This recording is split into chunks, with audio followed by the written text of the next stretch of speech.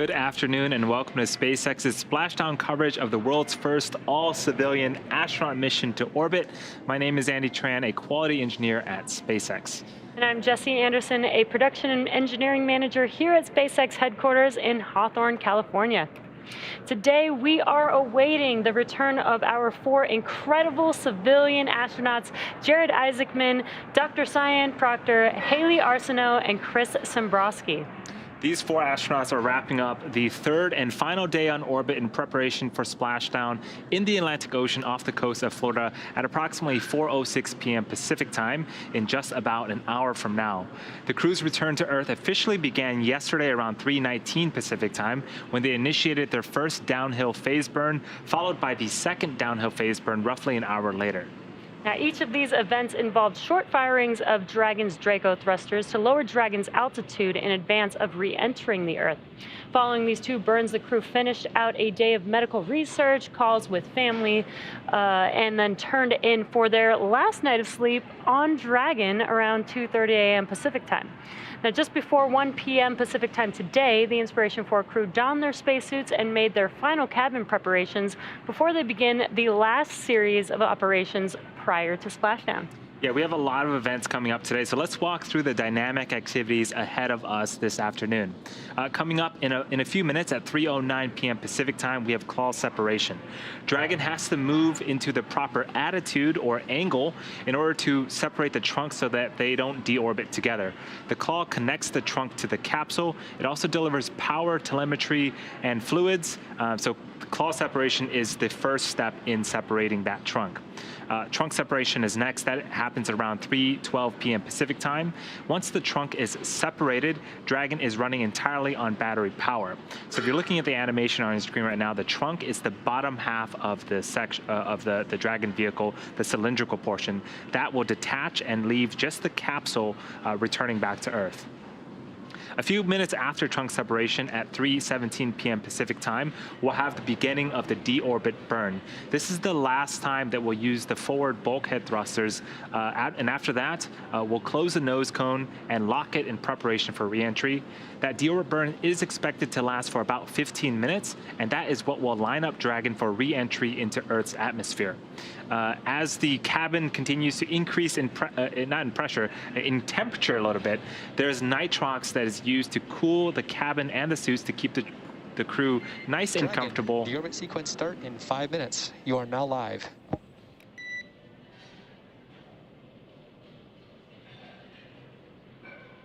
And copy that, SpaceX. We show the same.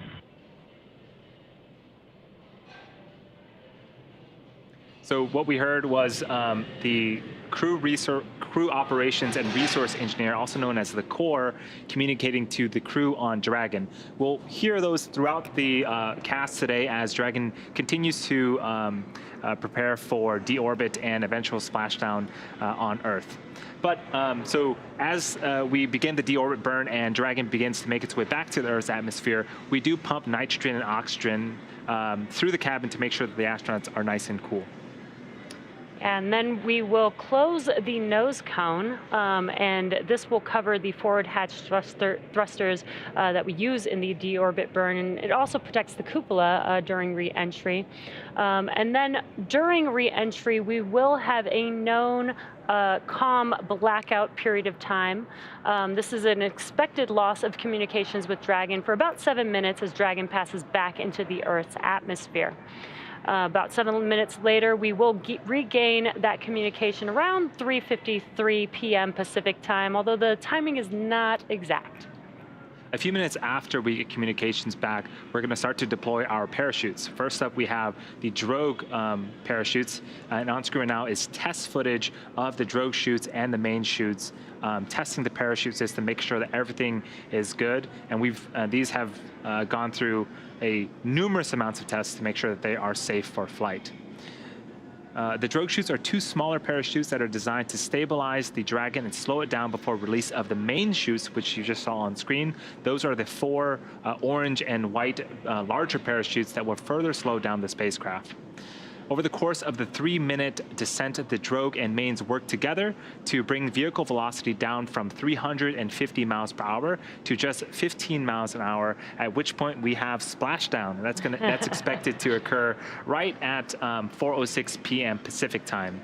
After we splash down, we have about an hour before the recovery crew and recovery team goes through their checklist of procedures before we can get the crew out of the capsule.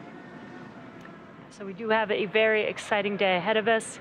Now, once it's time for our crew to deorbit and splash down back on Earth, they'll be heading to one of the targeted sites supported by SpaceX. Now, all of these sites are located off the coast of Florida, either in the Gulf of Mexico or the Atlantic Ocean.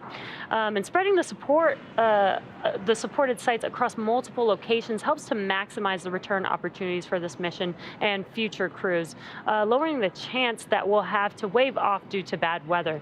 Now, since Dragon is capable of splashdown on either side of the Florida Panhandle, we have 2 identical and fully equipped recovery vessels ready to support, one in the Gulf of Mexico and the other in the Atlantic Ocean. And it looks like we also got a live view onboard Dragon with our Inspiration4 crew.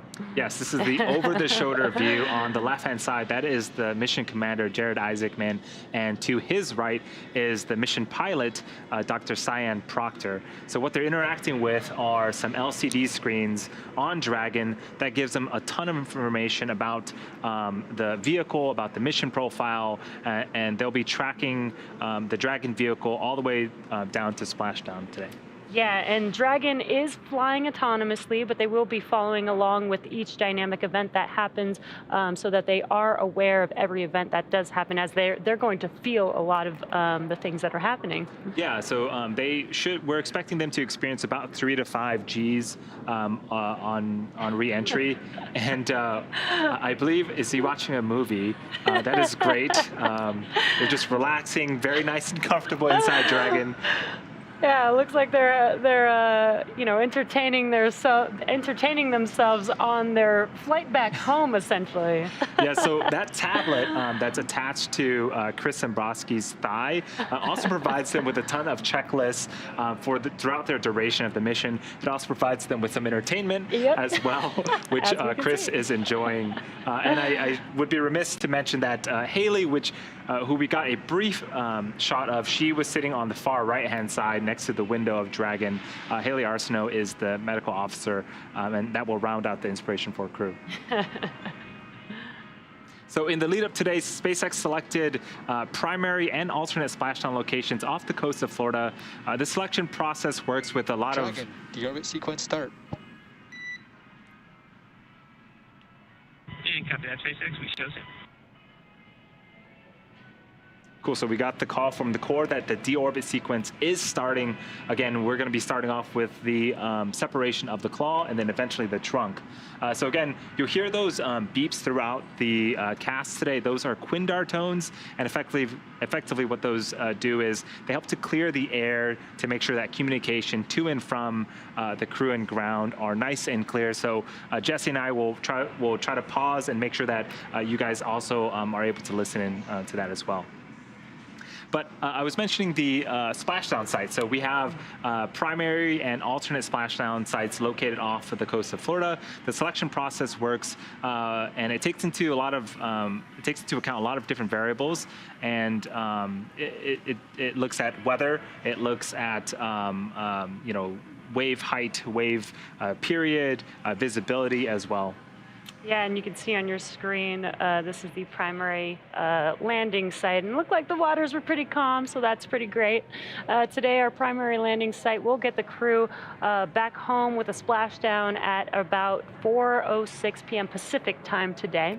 And for return, we'll be looking at a number of weather items. Some of the obvious ones that we do take into account is that there's no rain or chance of lightning in the recovery zone, both for the safety of the crew inside the capsule, but also the recovery teams on the water.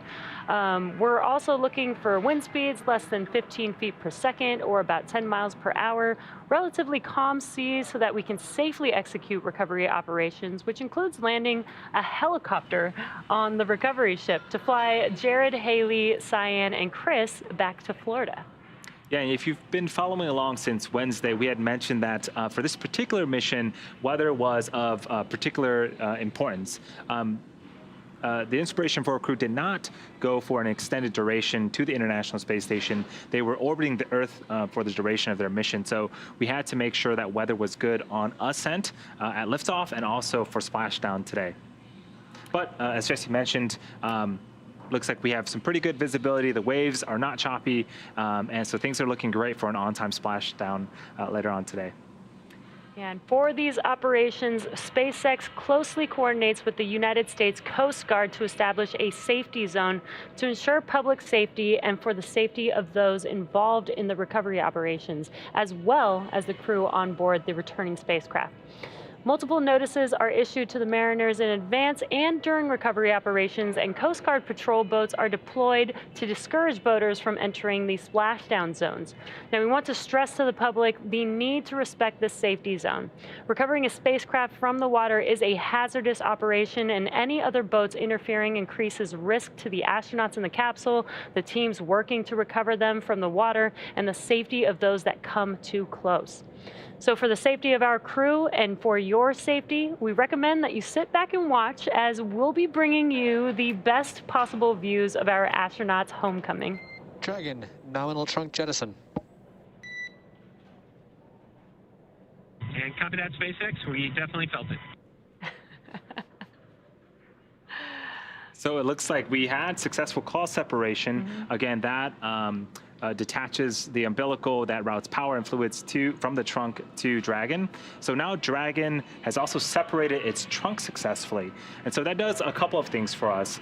When we re-enter and the parachutes deploy, we want to make sure that there is as little mass as possible. It gives the parachutes a bit easier time to decelerate the vehicle.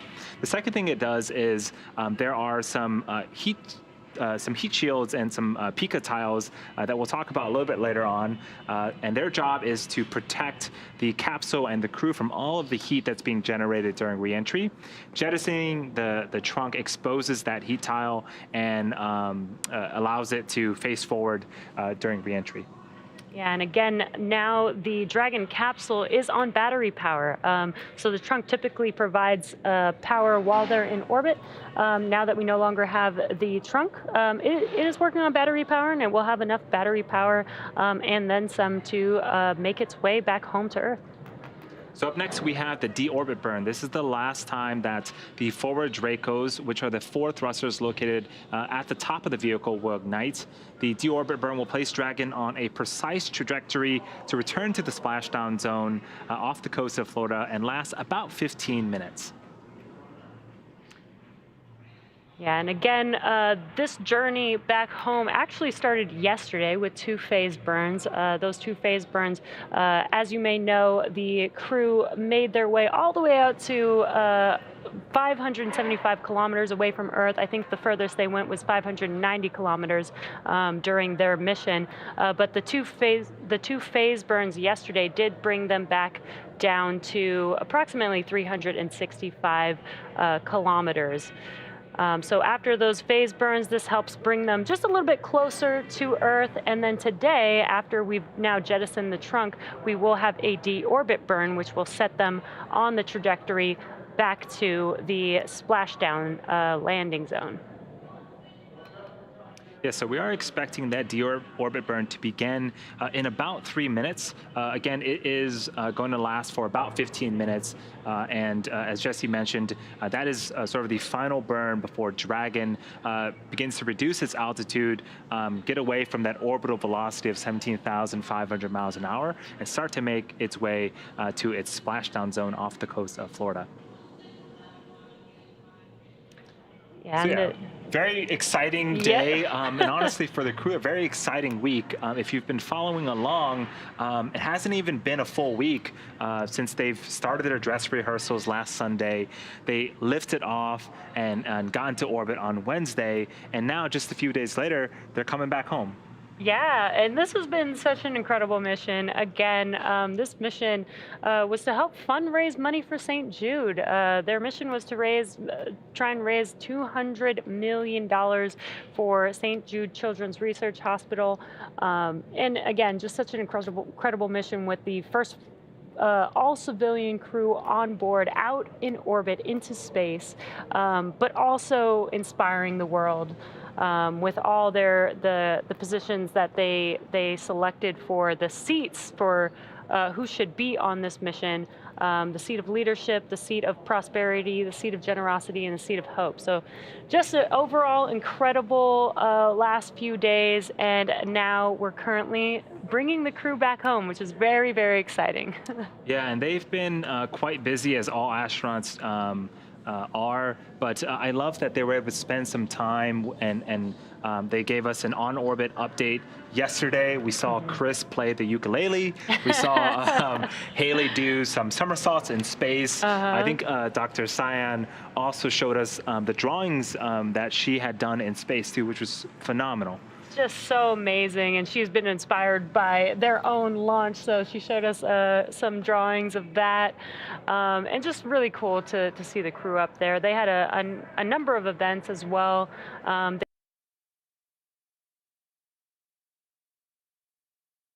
They did a call with some St. Jude patients while they were out in space, live in space, answering some out of this world questions. They also even got, I heard they got a phone call from Tom Cruise. Yes, I saw that as well. I wonder what their conversation was like.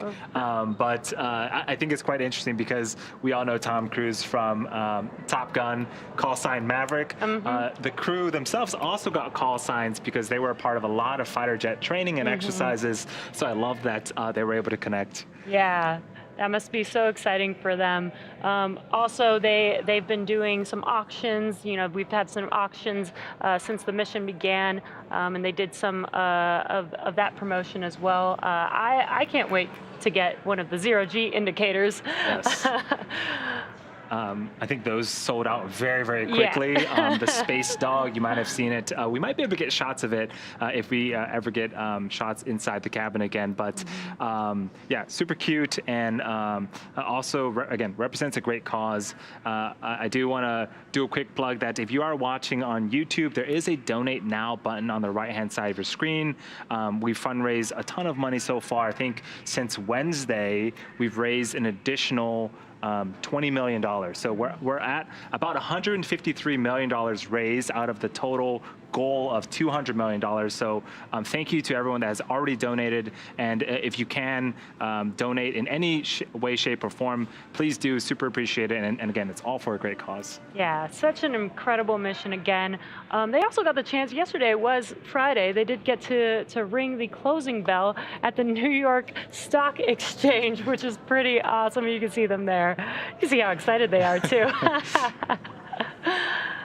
Yeah, I think every time we've seen the crew, they've had smiles in their face, even during ascent, right? We saw Dr. Cyan just exuding excitement. And so this crew really is something else. And I'm so glad that they got to experience the things that they experienced, and all the outreach that they've done so far is quite amazing. Yeah, and for the first all-civilian crew, these are some pretty incredible people.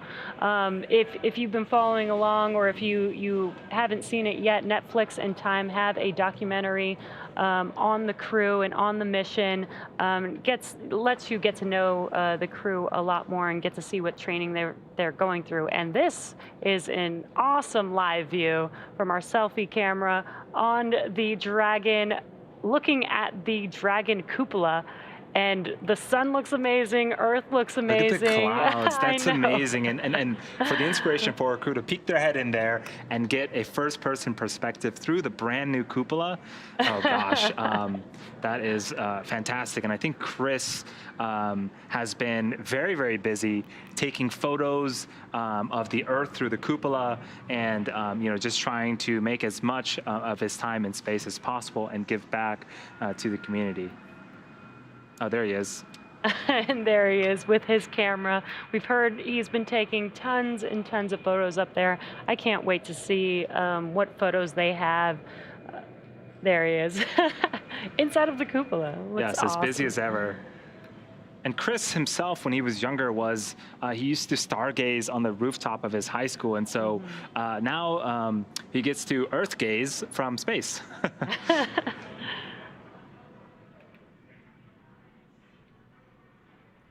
So we are getting confirmation that the deorbit burn has already begun. We're well into it. Again, it's going to last for about 15 minutes and end approximately at 3:32 p.m. Pacific time. Yeah, and again, in the last 10 minutes or so, we've had a number of events during this deorbit sequence.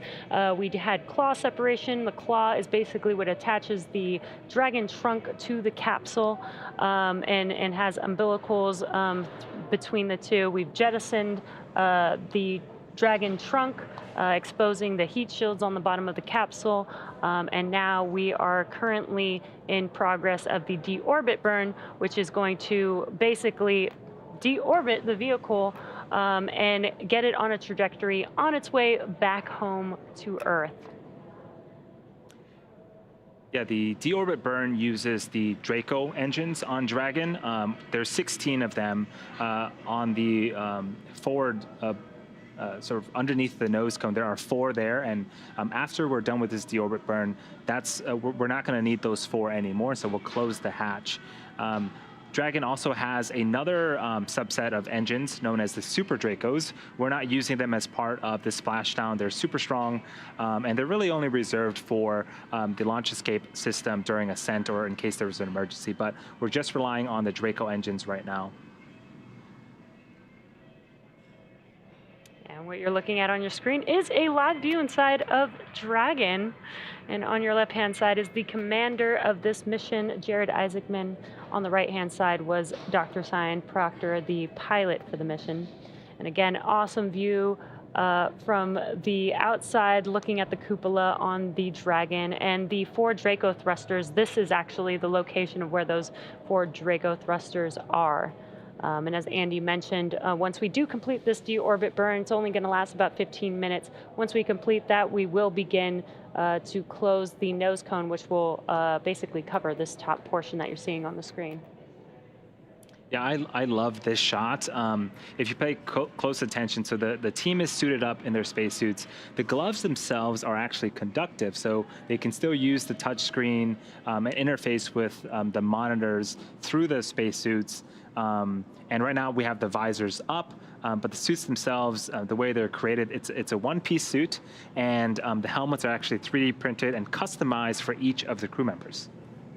Yeah, and right now, Jared, Cyan, Haley, and Chris are currently using their screens on their tabs, and they're basically following along every one of these events.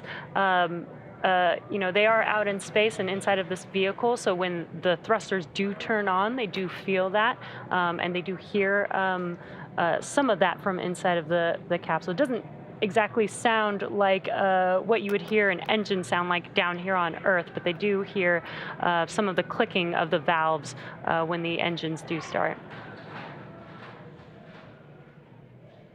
Yeah, so the Inspiration4 crew has been on orbit for about 3 days. We're expecting them to splash down in about 40 minutes, actually. And so, especially after we finish the deorbit burn, things are really going to start to move. We'll close the nose cone, and then we're going to start, the Dragon capsule is going to re-enter the Earth's atmosphere. We're going to go through that period of communications blackout for a couple of minutes. And then the parachutes will deploy, and we're going to see them back here on Earth in just under 40 minutes. Yeah, and this is a significant thing to mention. There will be a blackout period for approximately 7 minutes, and that happens when the vehicle does enter back into the Earth's atmosphere. Outside of the Dragon capsule will heat up to almost 3,500 degrees Fahrenheit. And what that will do is cause a layer of plasma around the vehicle, which will prevent some comms from coming through. But once they are through that period, we should be able to regain those comms. The core here in Mission Control Hawthorne will do some comm checks to make sure that they have reestablished those comms between Dragon.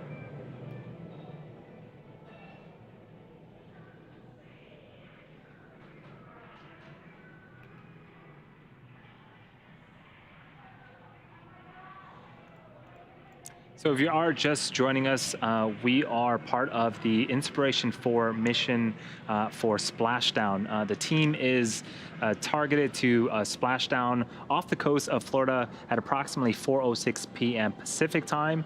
Right now, we are in the middle of our Deorbit Burn. So this is the final burn before the Dragon spacecraft really is on its final trajectory towards that targeted landing site. 9 minutes.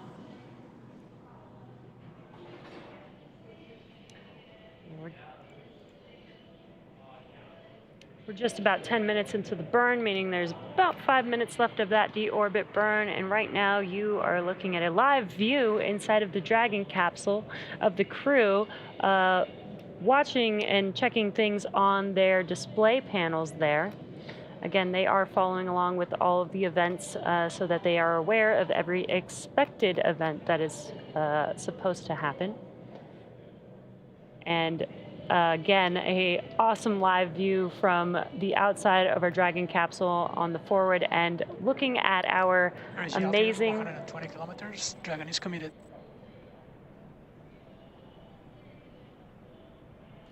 We just heard some comms that Dragon is committed. What that means is that they are committed to return back to Earth. Yes, they are. They are coming back, which is super exciting. 25 remaining.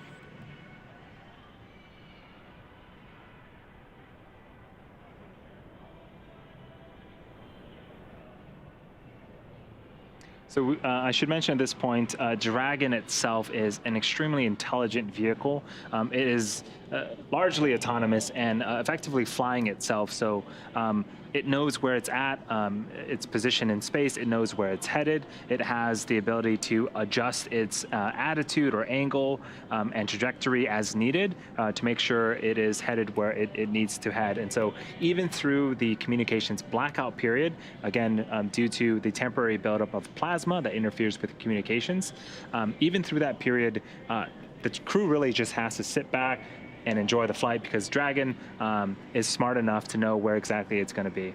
Yeah, so much so that we saw them watching some movies just a few minutes ago. 11 minutes.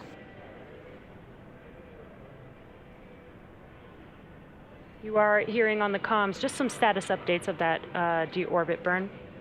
Again, this deorbit burn lasts about 15 minutes long, and we're getting close to completion here.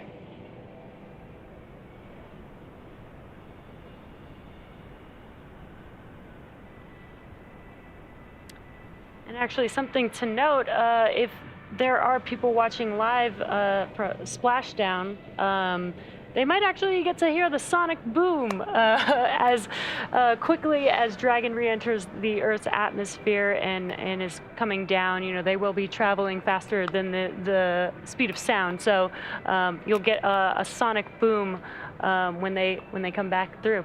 Yeah, I think that the folks that are nearby or live close enough to the coast, they might even be able to see Dragon. It is a daytime splashdown, which is super exciting.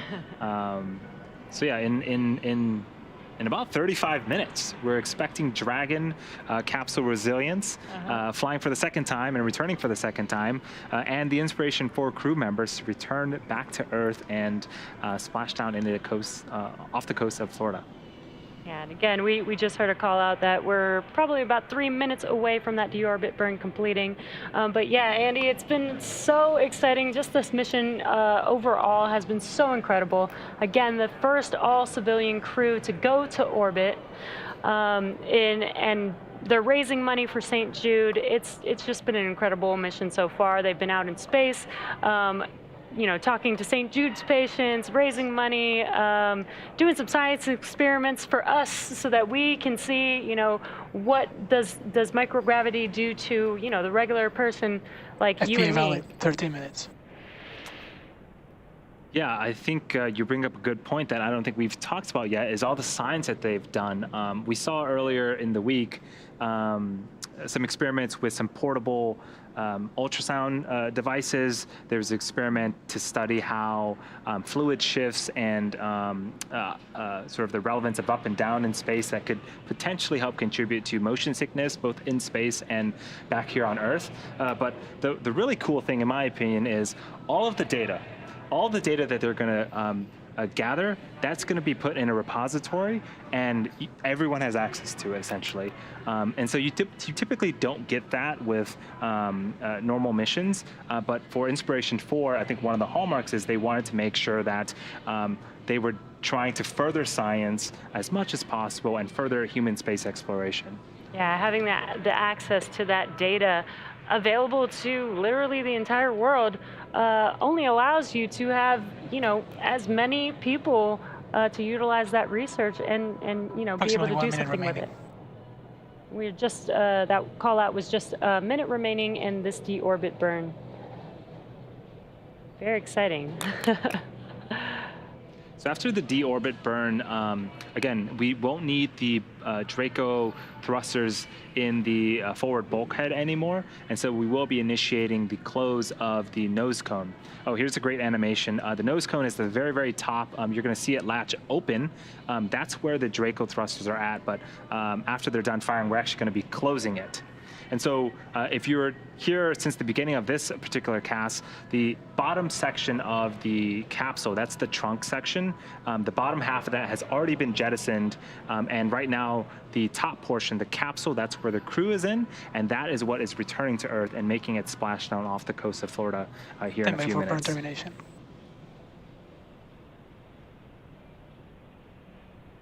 Burn stop. Nominal burn. Good targeting. Dragon, Deorbit Burn complete, performance nominal. Nose cone closure is initiated.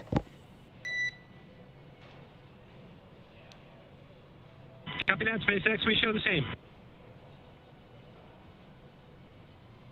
I believe that was Chris confirming that he had a nominal burn. Everything seems to be going great. And now, again, we've initiated the close sequence of the nose cone.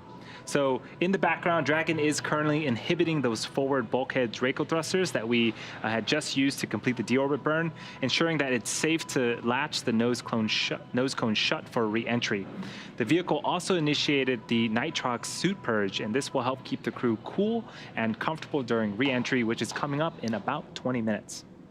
At this point, the nose cone is closing and protecting the forward hatch for re-entry. The crew is using the screens that we saw earlier to monitor the locking of the nose cone, which is done actually by a set of hooks. Yeah, and again, the nose cone doesn't just snap shut. It does take a few minutes, I think about 4 minutes or so to close. It is a very, technically and structurally sound seal that needs to happen there. So it needs to be very precise, which is why it's a very slow mechanism to make sure that it's closed. Yes, and we mentioned earlier, as Dragon is re-entering, it's going to form plasma, and plasma is effectively superheated Slow gas. to teeters by as entry attitude complete.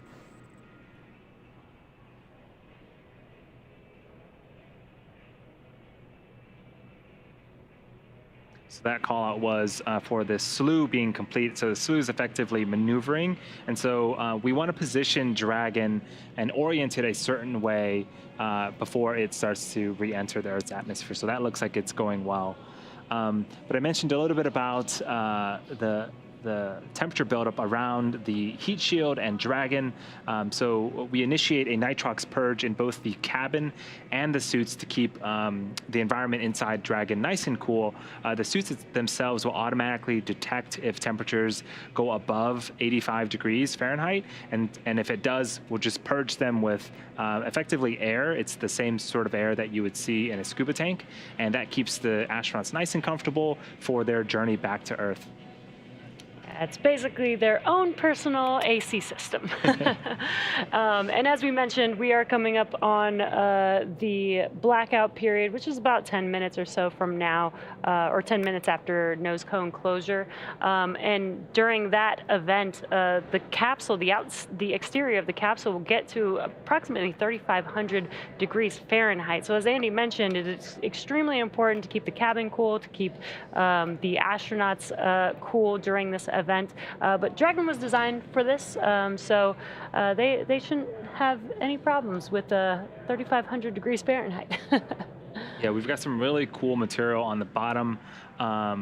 It's actually called Pika 3.0, and its job is basically to deflect and take on all of that heat and make sure that we keep the capsule and crew nice and cool again for their re-entry. If you're looking on screen right now, there is a capsule, Dragon capsule in the background. You can see at the very bottom the tiling of that Pika material. That is a returned capsule. So it's been through the Earth's atmosphere. It's taken on that 3,500 degrees Fahrenheit heat, and that's what we expect the capsule today to also look like upon re-entry. Yeah, and this is a flown Dragon capsule. So while the spacecraft is in orbit, it's flying at about 17,500 miles per hour. But as it comes back through the atmosphere, we actually don't, there's no brakes on Dragon aside from the heat shield. And so that heat shield actually, with the atmosphere, helps to slow the vehicle down to about 350 miles per hour before the drogues even deploy. Yeah, it's quite incredible to think about that. Orbital velocity, again, 17,500 miles an hour, being slowed down to just 350 miles an hour with just atmospheric drag alone. Is incredible. And then from there we deploy the chutes. And so most of the job, thank you to Earth's atmosphere for slowing down Dragon, most of it is done by the friction up there.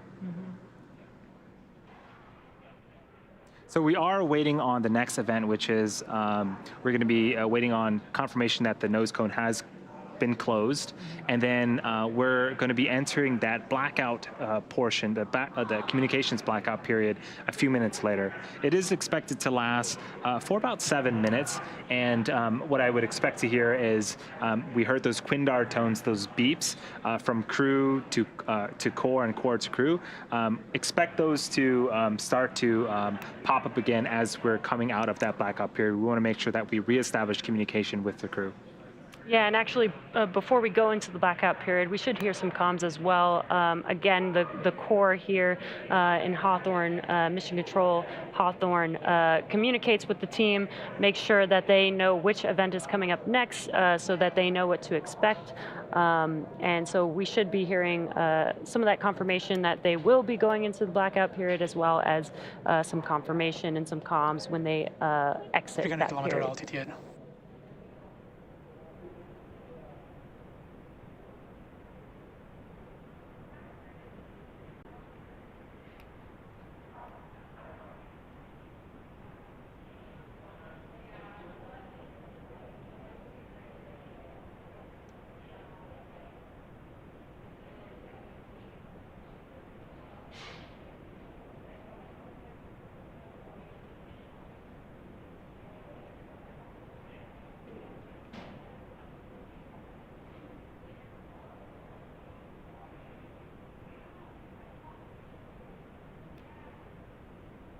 So again, we are currently just waiting for confirmation of nose cone closure. Once we confirm that, the next event after that will be the blackout period that we have mentioned. Again, that will last about 7 minutes.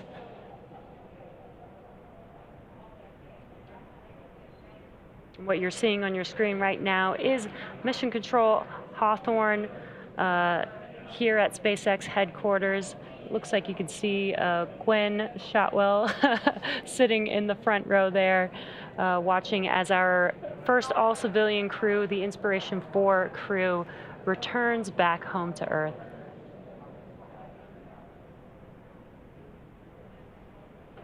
Yeah, and the recovery team and the launch team did a great job looking at weather, looking ahead, because Florida weather in the fall it can be tricky, but we got excellent weather during liftoff on Wednesday, and a pretty darn good weather right now for splashdown as well.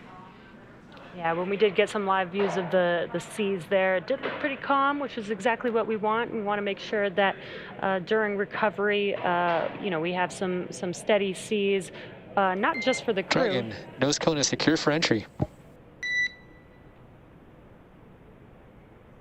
Copy that, SpaceX. We show the same. Sounds like we got that confirmation of nose cone closure. So as we begin the second half of entry, Dragon is now beginning to flush nitrox into the cabin and continuing to top off the Inspiration4 crew's suits with cool air. Again, this is what will allow the cabin temperature to remain comfortable, while external temperatures can reach upwards of 3,500 degrees Fahrenheit. Again, the heat shield is pointing forward. That's the leading structure that is going to be heading into re-entry, and that's going to be what leads the capsule to the landing site.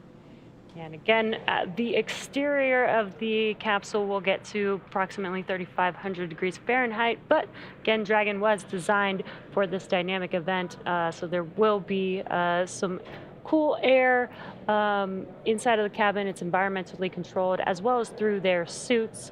They do have their personal air conditioning inside of their suits, where they will get a flow of nitrox. And as Andy mentioned earlier, there are sensors in the suits, so they don't even have to think about if they're getting too hot or not. The suits will just automatically keep the environment controlled inside of their suits for them.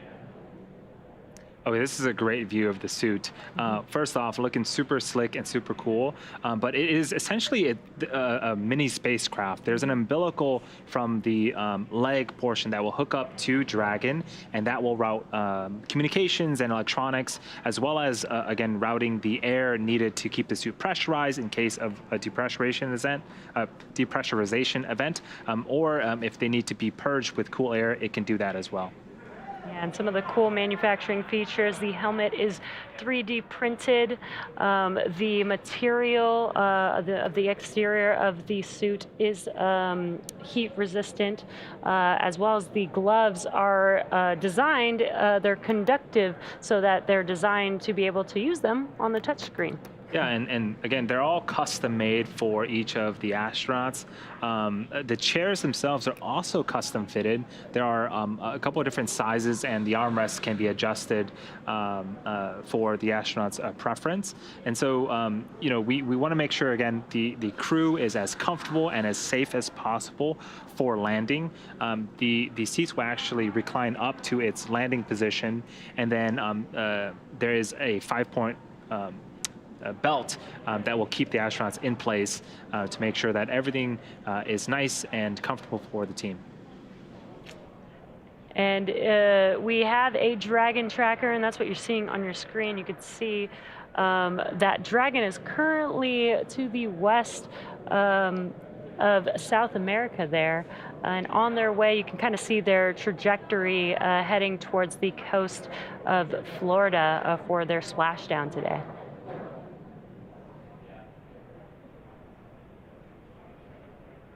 So yeah, we are expecting to enter that that blackout period in about 2 minutes here. We should hear the core communicate to the team here in a couple of minutes that we are again entering that blackout period, and then we'll reestablish communication once we're through with that. Dragon, SpaceX for entry brief. Go SpaceX. Jared, you're looking good. No deltas to timeline. Vehicle's nominal, tracking no issues. The Deorbit Burn was right down the middle with nominal landing site targeting. No deltas on weather or recovery, and we're looking forward to having you home shortly.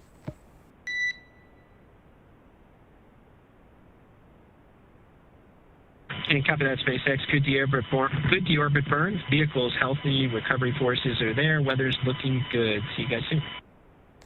Good to be back.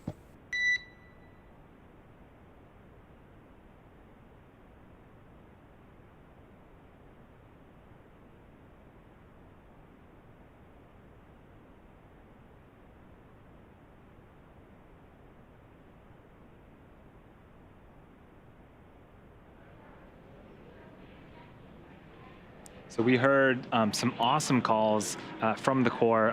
The Deorbit Burn looked good. Re-entry and weather all look good. So everything you would want to hear for Splashdown, we got it. And so things are looking great for Splashdown in about 20 minutes here. So super exciting, and things will start to get very, very dynamic, and a lot of events will happen over the next 20 minutes or so.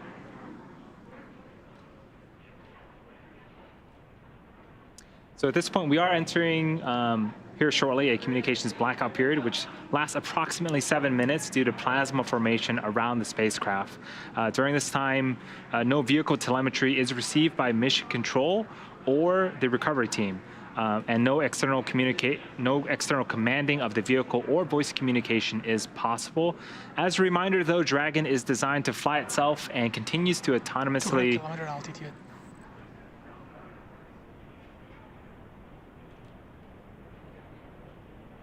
So Dragon is designed to fly itself and continues to autonomously use its Draco thrusters to orient itself during re-entry. So during re-entry, the vehicle will be slowing down from orbital velocity, which is approximately 17,500 miles an hour, all the way down to about 350 to 400 miles an hour before we deploy those chutes. We did hear a call out of 200 kilometers.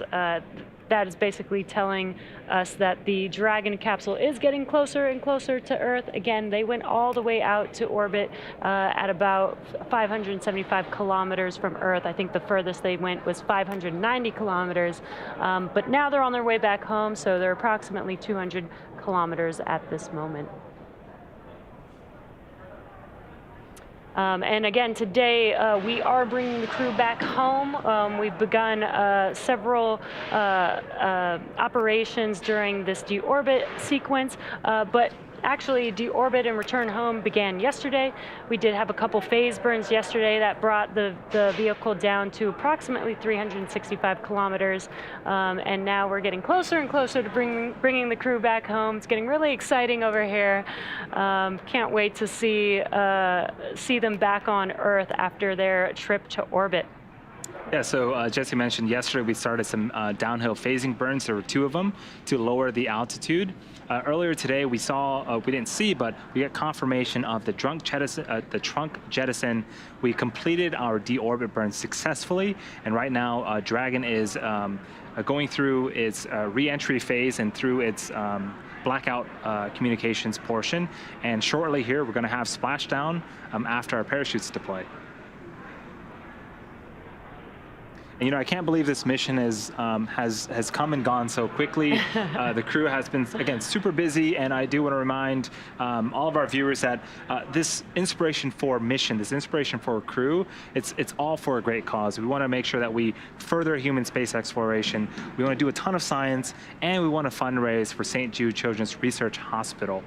The goal is $200 million. Jared Isaacman donated $100 million himself, and we're a little over halfway through the other $100 million that we want to fundraise. So if you're watching on YouTube, if you have a computer nearby, you can go to inspiration4.com/donate and support the cause there. There's also a bunch of different things like auctions.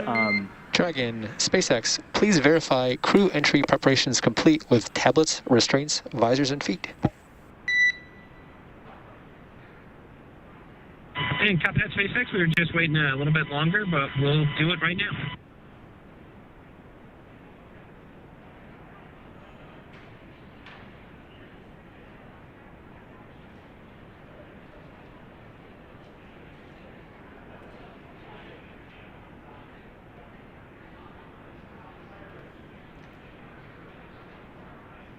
SpaceX Dragon, tablets are secure, restraints are tightened, visors are down.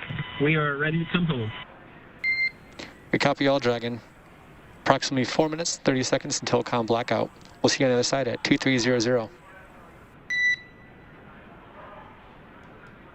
Talk to you at 2300.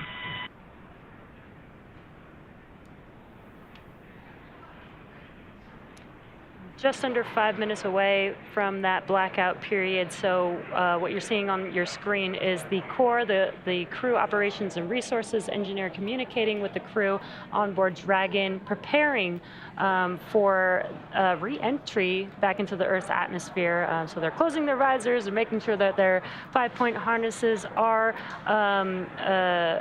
secure, basically doing all their preparations for that re-entry.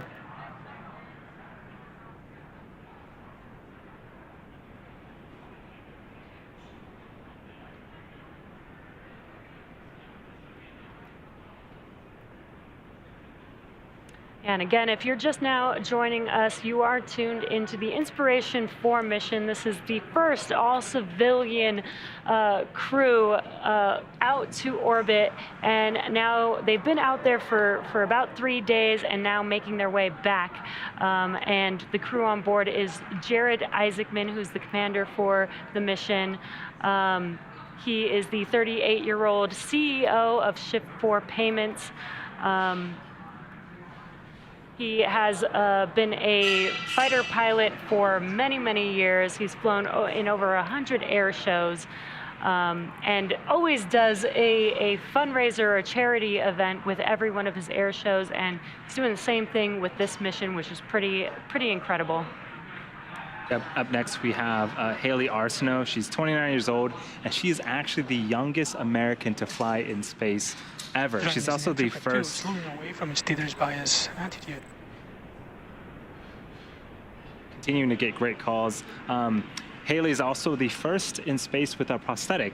She is a pediatric cancer survivor and also a physician assistant at St. Jude Children's Research Hospital, same place that saved her life when she was 10 years old.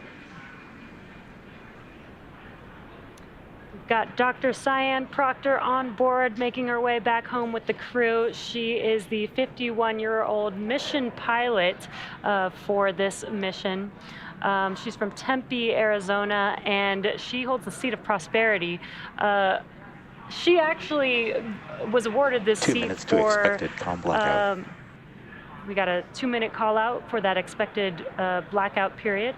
But Dr. Cyan Proctor actually was awarded the seat for starting her own, basically, business for her artwork and her poetry. But she's also an incredible human being. She's an analog astronaut. She's always wanted to go to space.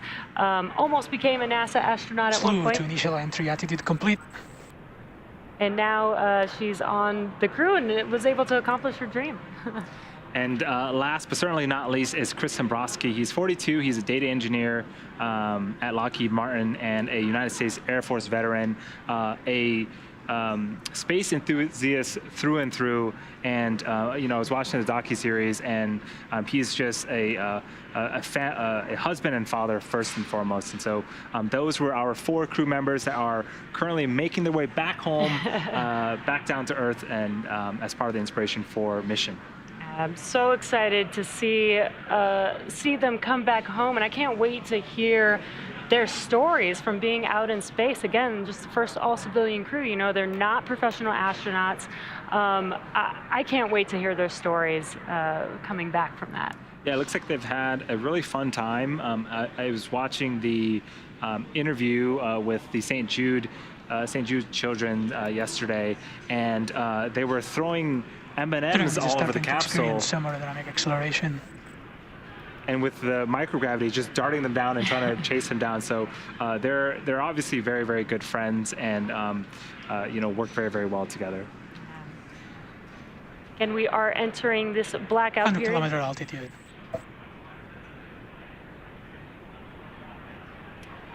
We are entering this blackout period that we have mentioned.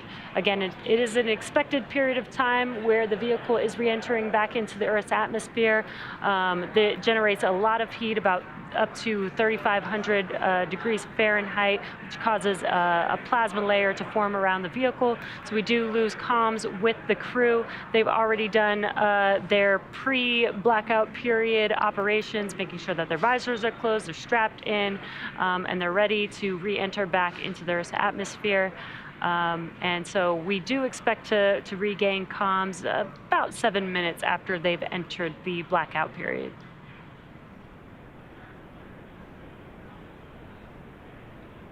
So the view on your left is Mission Control in Hawthorne, SpaceX's headquarters.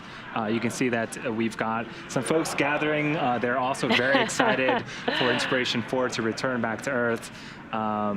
And so, yeah, we're all waiting. We're actually about 25 minutes away from splashdown off the coast of Florida.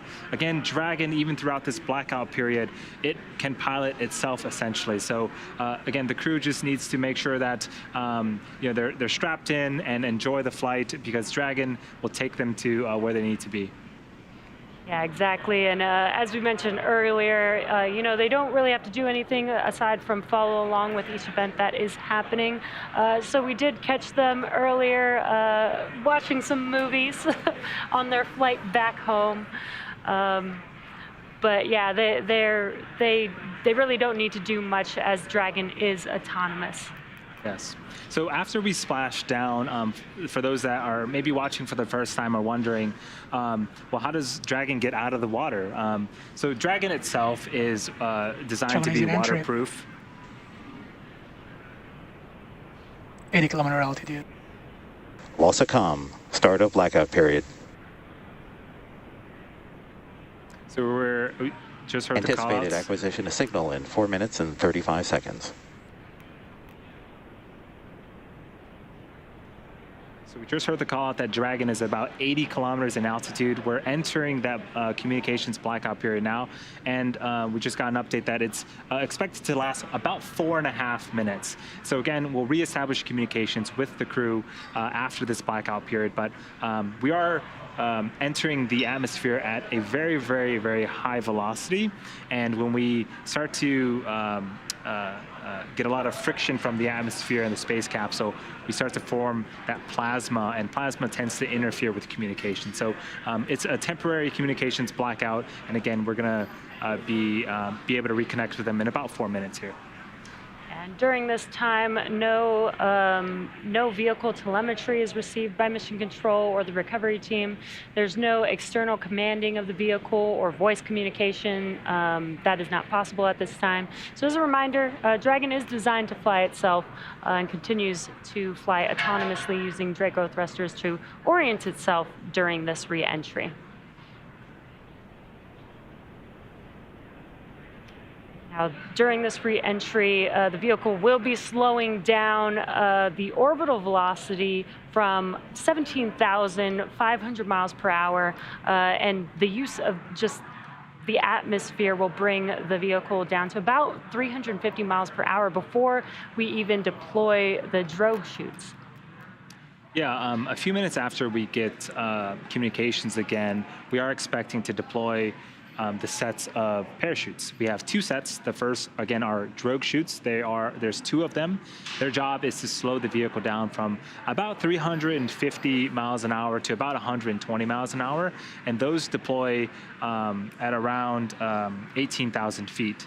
Shortly after that, we'll deploy our main parachutes. There's 4 of them. Those are larger, circular, orange and white chutes, and their job is to slow the vehicle down from 120 miles an hour to about 15 miles an hour, and then we'll make splashdown off the coast of Florida in the Atlantic Ocean.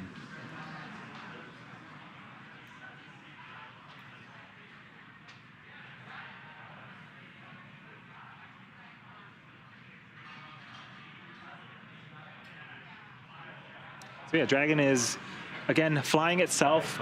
Even the chutes that I had just mentioned about, there's sensors on Dragon that detect altitude and pressure, and they will determine when to fire those parachutes. And so pretty much everything on Dragon is autonomous, and again, it's steering itself. It's taking the Inspiration4 crew where they need to go for their targeted splashdown.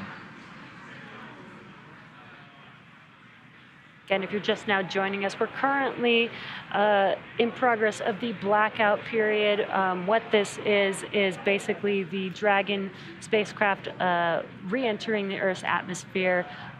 It'll see temperatures, external temperatures of about 3,500 degrees Fahrenheit, building a plasma layer around the vehicle, preventing comms and communication with the Dragon spacecraft. It's expected to last about 4.5 minutes. We're a little over halfway through that right now. So we should, in a couple minutes here, start hearing some comms from the core, checking in to regain that communication with Dragon.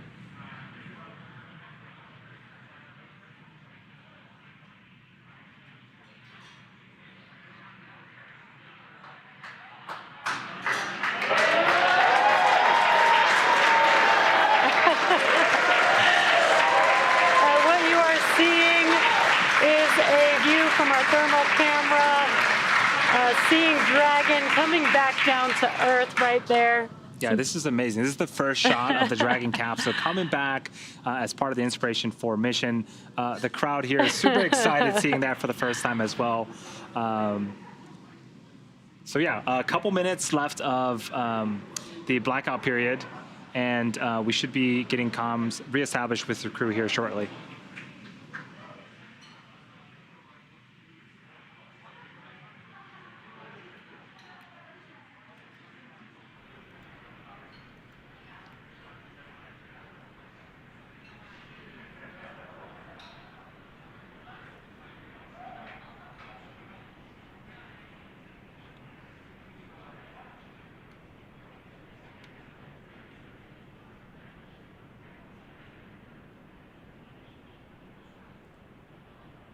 What you're seeing on your screen right now is on the left-hand side. That is Mission Control Hawthorne. Dragon, GPS converged. Expect nominal altitude for drogue chute deploy.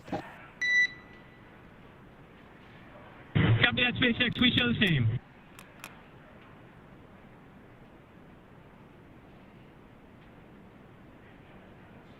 And those comms confirm that we have regained comms with Dragon, and they're getting ready for drogue deploy here shortly. Yeah, I love these tracking shots. Again, that is Dragon in the center of your screen. We've got visuals of it, and we're expecting drogue chutes to deploy, and then the main chutes shortly after that here in a couple of minutes.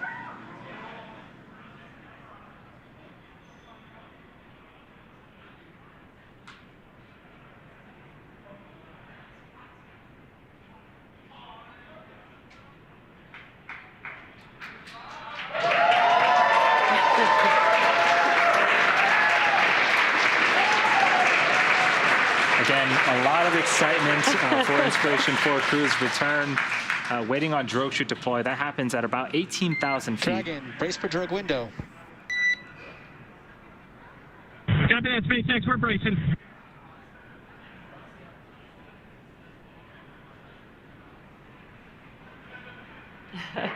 On re-entry, the team's experiencing about 3 to 5 Gs.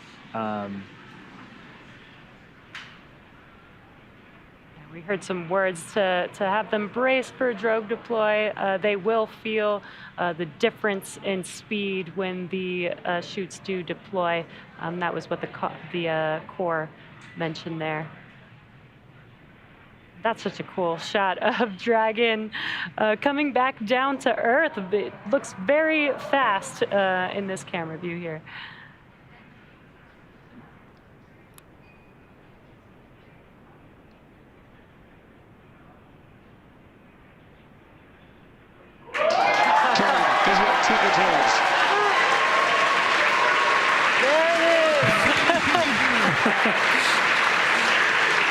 Hearing 2 good drones. Yeah, so this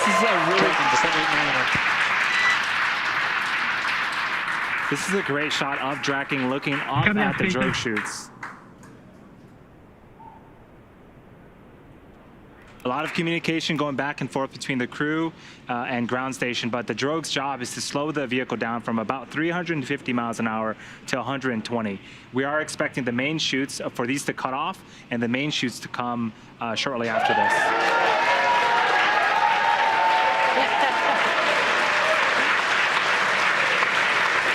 Dragon, these are 4 healthy mains.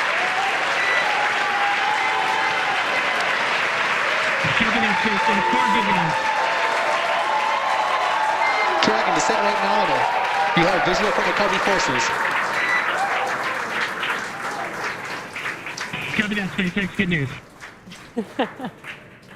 And at 4:04 p.m. Pacific time, we do have confirmation that the main chutes have deployed, and you can see that on your left-hand screen of a camera looking forward above the Dragon capsule, looking at those 4 main chutes. 1,000.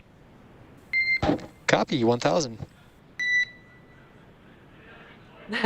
The next event coming up now is a visual confirmation of splashdown. You can see the Dragon capsule on your right-hand screen slowly coming down now. We've talked about how fast the vehicle has been traveling, but they will be touching down approximately 15 miles per hour when they touch the Atlantic Ocean there. 800 SpaceX. We copy 800. Now, the Dragon 1 program had great success with the water landing, with 20 successful splashdowns over the course of that program, 9 of which were carried out by flight-proven Dragon spacecraft. And this is a great shot. Dragon continuing to descend back towards Earth, again targeting a landing, a splashdown off the coast of Florida in the Atlantic Ocean. Copy 600.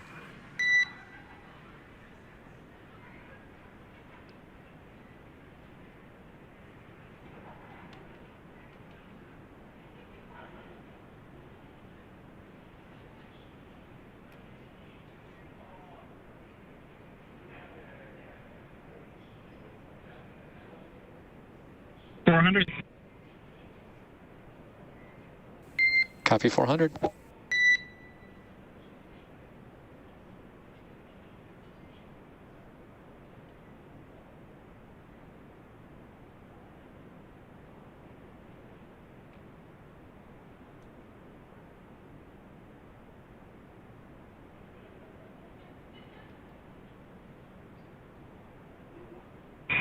We're bracing. We copy 200.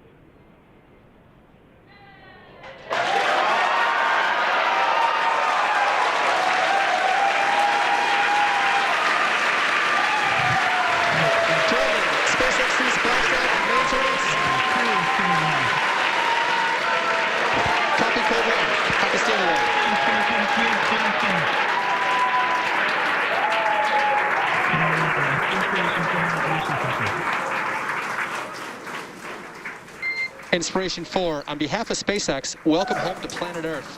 Your mission has shown the world that space is for all of us and that everyday people can make extraordinary impacts in the world around them.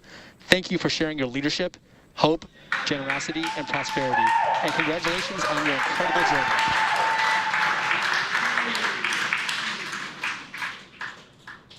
Thanks so much, SpaceX. It was a heck of a ride for us.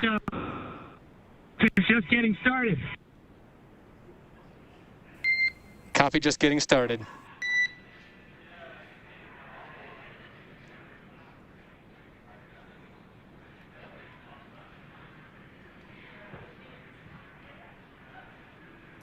So welcome back, Inspiration4. The Dragon Resilience capsule has returned. The crew has returned. What a phenomenal, phenomenal visual that we got. And I love that Jared said, we're just getting started. Right. This is the beginning of their journey, of the next steps to the new era in human spaceflight. And just, you know, what an incredible mission. What an amazing view watching them touch down and splash down into the Atlantic Ocean. You could hear the crowd here, so excited to welcome the crew back home. Yes. So we do have a couple of events that need to happen first before we can start to get the crew out of the capsule. So you can see some boats headed towards Dragon. And you know, the first job is to make sure that the area around Dragon is safe to approach, and then we'll go in there, start rigging the Dragon up to be able to hoist later on onto our main recovery vessel. So we also heard that Jared had given us the confirmation of stable 1. What that means is Dragon has splashdown and is upright. There's also a stable 2. Dragon can actually be upside down or sideways. It is waterproof and has systems where it can pump seawater into some bladders to help keep it upright. So again, stable 1 is the best possible scenario that we can achieve, and that's what we see on screen right now.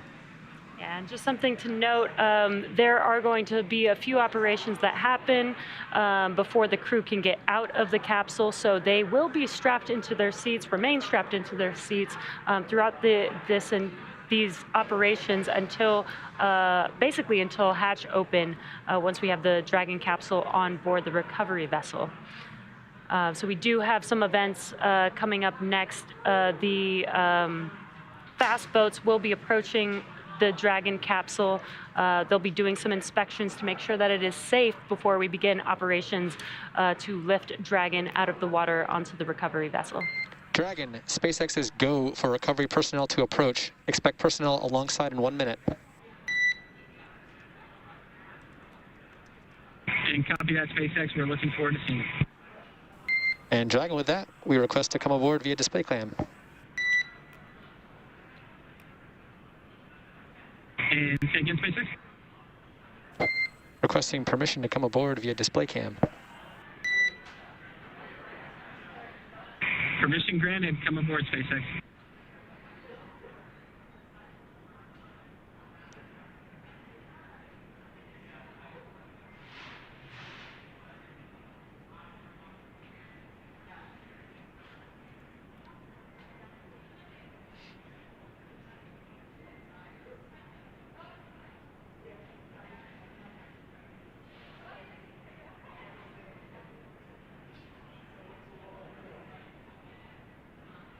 Now what you're seeing on your screen is the recovery team approaching Dragon. Again, they will be starting to do some inspections. They'll do some ordnance and hypergol checks just to make sure that the vehicle is safe before they begin rigging Dragon to bring the vehicle onto the recovery vessel.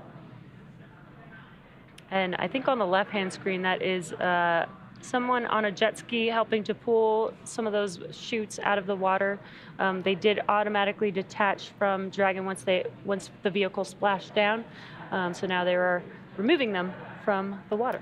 Yeah, it is super important that we cut those main parachutes. We don't want any type of wind or even the water to pull or drag the Dragon capsule. But when we did see Dragon splash down, we also saw really good visuals of the mains being cut as well.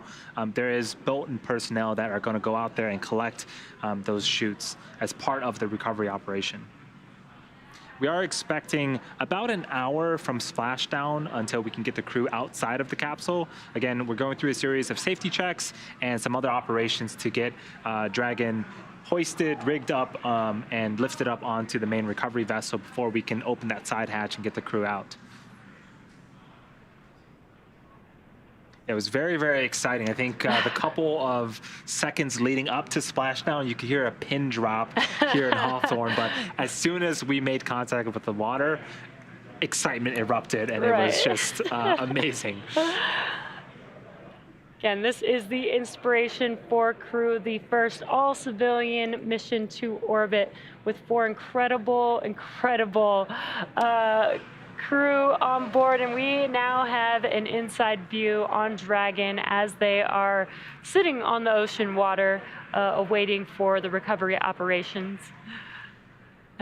Looks like we got a selfie. I think Dr. Cyan has taken some post-splashdown pictures.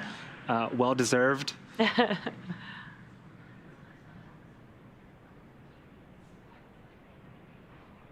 And again, this is standard procedure. We do have some crew climbing on board Dragon. They're performing some inspections, just making sure that the vehicle is safe prior to the next Dragon step. SpaceX, hypergol sweeps and ordnance checks are nominal. Rigging is in progress. Approximately 5 minutes until capsule lift. Stand by for PMC.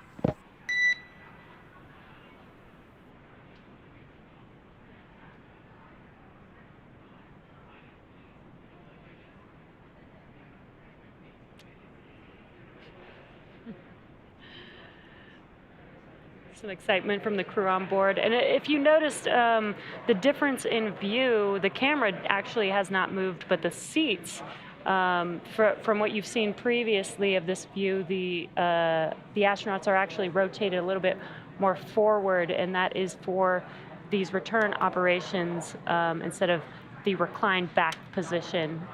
So that's why the view looks a little bit different. So on the right-hand side, we do see the rigger climbing up on the Dragon capsule to attach some hardware, so that way Dragon can be lifted and hoisted out of the water using our main recovery ship, Ghost Searcher, which will be approaching the vehicle in a few minutes here. So that hardware is important, and that's how we get Dragon out. We hoist it and we actually put it on what's called a nest, and then we'll perform some more checkouts, make sure everything is good before we open up that side hatch.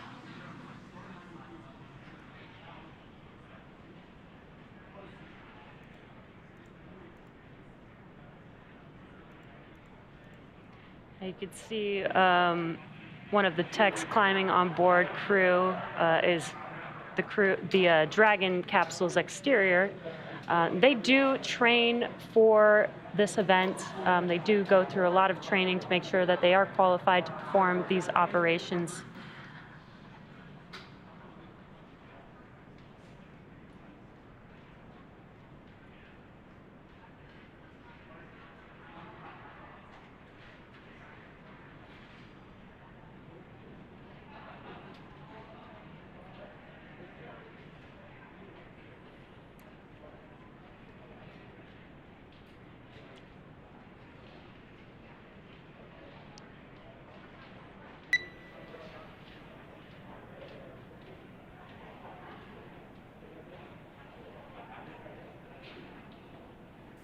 Dragon SpaceX with you, public.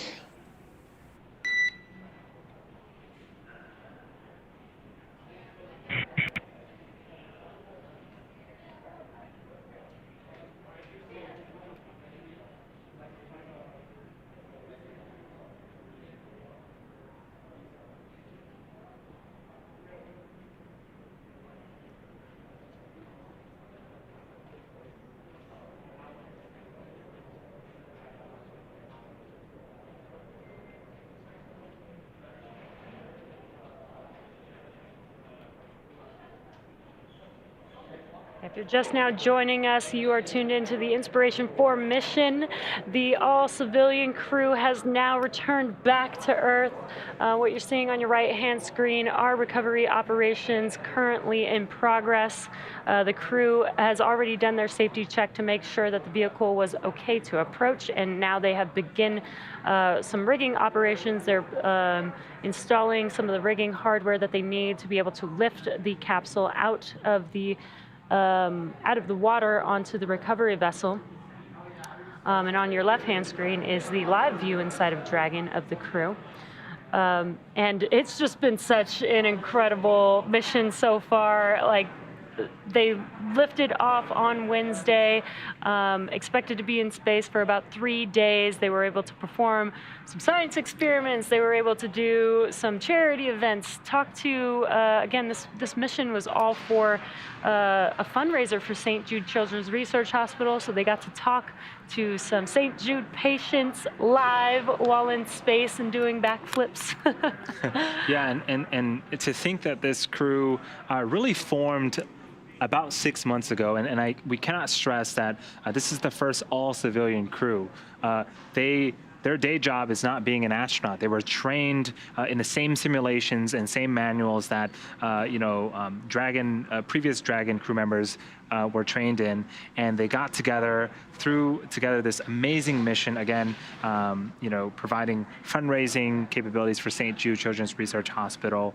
They gave us a live on-orbit event yesterday.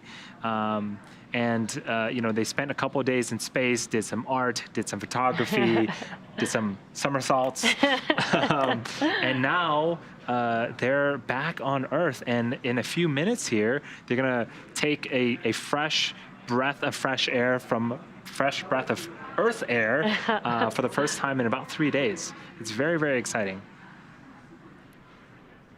Yeah, I cannot wait to hear the stories that they have to tell us. You know, we did get some of those live events, but they were out there for 3 days. That's quite a bit of time being out in microgravity in a spacecraft. So I'm really excited to hear what their experiences are really like. You know, with the NASA crew missions, we typically get to hear, you know, some of their thoughts of the Dragon spacecraft. Would love to hear more from, you know, just a all civilian crew this time around, not professional astronauts.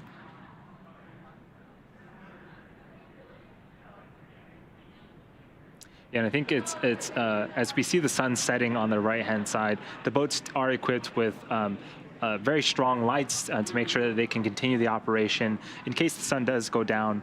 But one thing I do want to reiterate is weather and how great that's been for us. We had a phenomenal day in terms of weather Wednesday during ascent, and on return, you can look at the ocean now, and it's not choppy. There's no waves essentially. It's basically like pool water, and so the Dragon capsule is there. It's floating there now because it's not, you know, choppy. The recovery team can get in there, do their jobs without worrying about any other external factors. Yeah, that's extremely important. Safety is number one here at SpaceX, so we always want to make sure that we're keeping these events during an environment that is safe, and weather plays a very big factor into that. And not just for the crew on board Dragon, but the recovery team there, which you've been currently seeing, climbing on Dragon, you know, installing the rigging. They're on boats, so it's really important to make sure that the weather conditions are accommodating to these operations.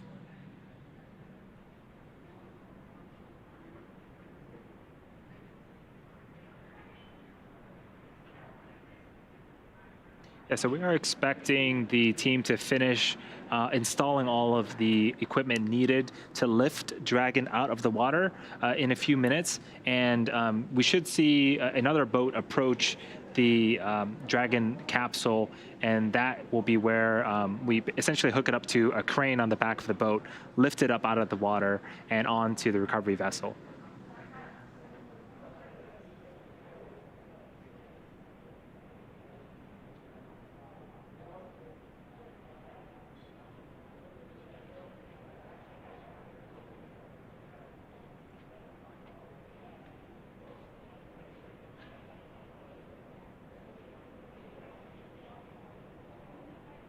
The Dragon vehicle is looking nice and toasty. I think if we had daytime shots, it would look essentially like a marshmallow. Again, when it's re-entering the Earth, it can get quite hot on the exterior, and the Pika material is doing its job and absorbing the brunt of that heat. But there's a side hatch. I mean, that's where the crew is going to egress out of. That side hatch was sealed 3 days ago, and it hasn't been opened since. And so, you know, typically, you know, missions with crew go to the International Space Station. The crew will ingress and egress out of that top hatch that you see there. But because we weren't going to the International Space Station for this mission, we installed that super cool cupola, and that hatch is going to stay closed. But the team will be exiting out of the side hatch in a few minutes here.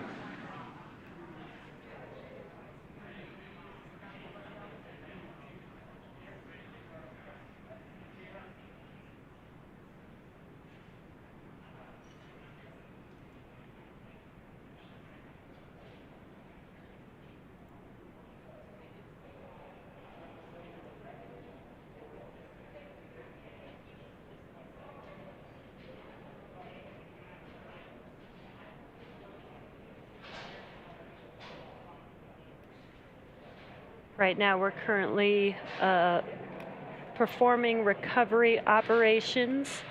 We have a crew there on one of the fast boats installing rigging onto the Dragon capsule.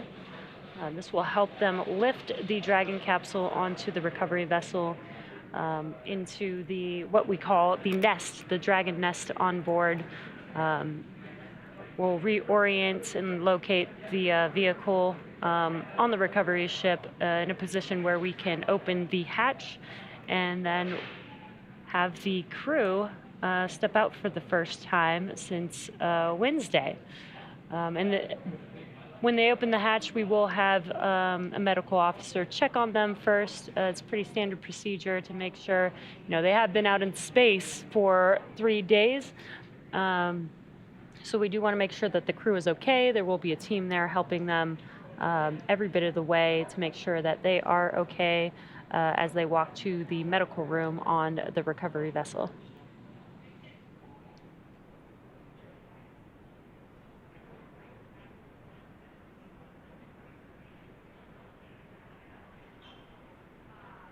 What you're seeing right now on your screen on the left-hand side is a live view inside of Dragon. View from behind the displays on your left-hand side there. That is Commander Jared Isaacman, and to his right is Dr. Cyan Proctor, who was the pilot for this mission. They're now back down on Earth. What an amazing homecoming day for this crew. Such an exciting mission. So after landing, to recap the events, it took about 10 minutes for the recovery crew to complete their safety checks. And then once they completed that, the team began to prepare Dragon to be lifted onto the recovery vessel. As part of the preparation for this lift, one member of the recovery team that we saw on screen climbed on top of the capsule, so that way they can attach Dragon's hoist rings and connect the lifting lines. Again, we are estimating about an hour after splashdown until we are able to raise Dragon up and out of the water onto the recovery boat and remove the crew from the spacecraft. And then, Jess, you just mentioned, after medical checkouts, the crew will return to the Cape by helicopter and be rejoined by their friends and family.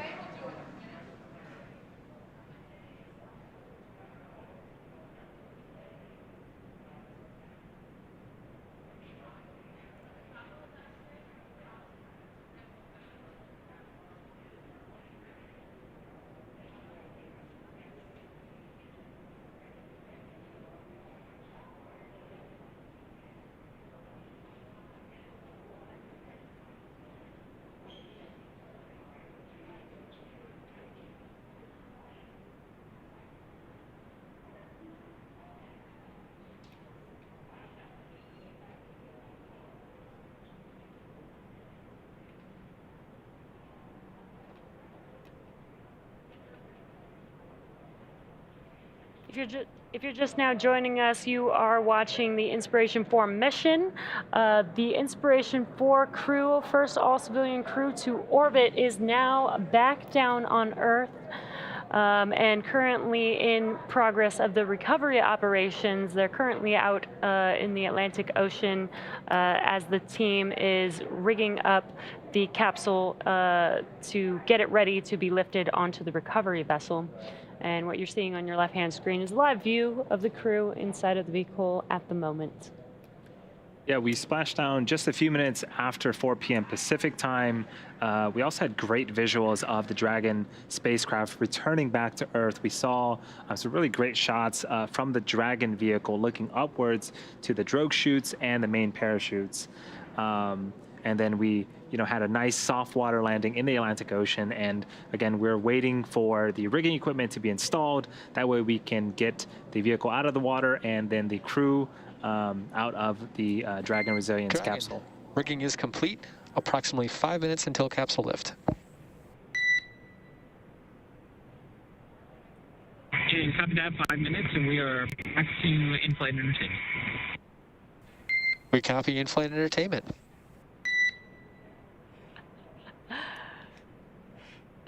The crew is having a great time with in-flight entertainment. So yeah, it looks like they're all in great spirits.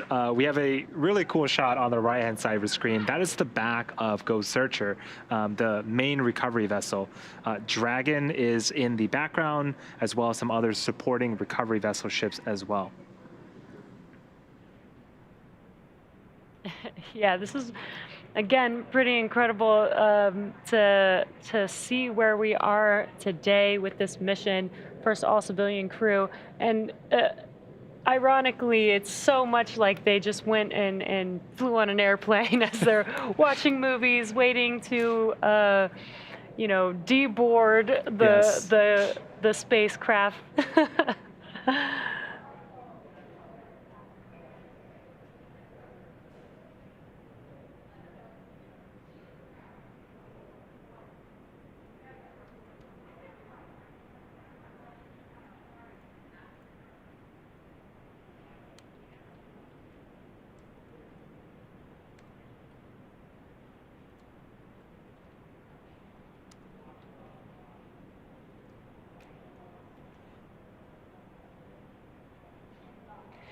And again, this mission is a fundraiser for St. Jude Children's Research Hospital. We've got some great news that we've raised up to $157 million so far.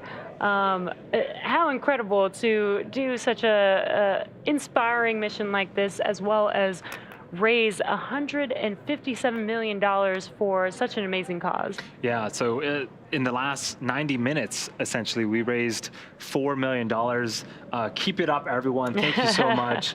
Again, it's going to a great cause, and it's benefiting a lot of wonderful people.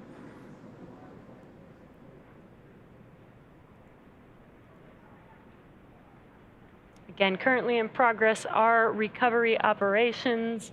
So far, they've already inspected the capsule for safety before installing some rigging hardware. We got some comms that they will be ready for, that rigging setup is complete, and they will be lifting the vehicle in a few minutes here. Again, this is Ghost Searcher, and what you're seeing on your right-hand screen at the end of Ghost Searcher is the Dragon Nest. It's basically the nest or stand that Dragon will be lifted onto and set into.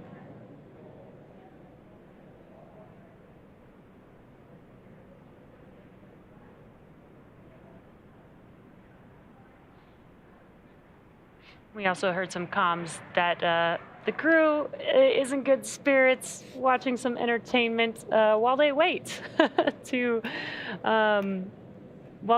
be lifted onto Ghost Searcher and for hatch opening so that they can egress the vehicle. Yeah, they've been busy doing a lot of work for a lot of great causes. So now that they're back on land, we want to give them a very smooth experience. They can just sit back, relax. We'll take care of everything else. We can see that the gap between the Ghost Searcher boat and Dragon is starting to close. We are expecting to hoist Dragon out of the water and again put it on that nest that you see on the bottom middle of your screen in a few minutes here. And weather has been just great for us today, actually through this whole mission. This is such a unique mission where we did have to ensure that weather upon liftoff as well as return would be well. And not just the weather in the atmosphere, but the water where we are landing. And you can see on your screen that it's very calm. This makes it really a lot easier for the crew to perform the recovery operations. Just great weather all around for this mission.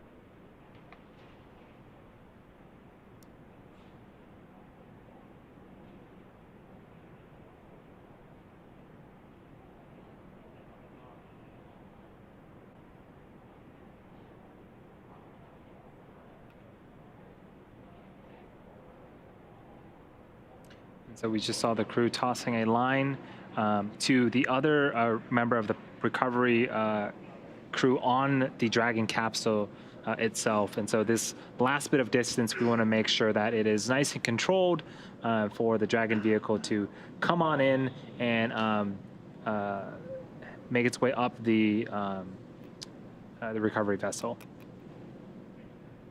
For safety purposes, the crew does remain strapped into their seats throughout this entire process.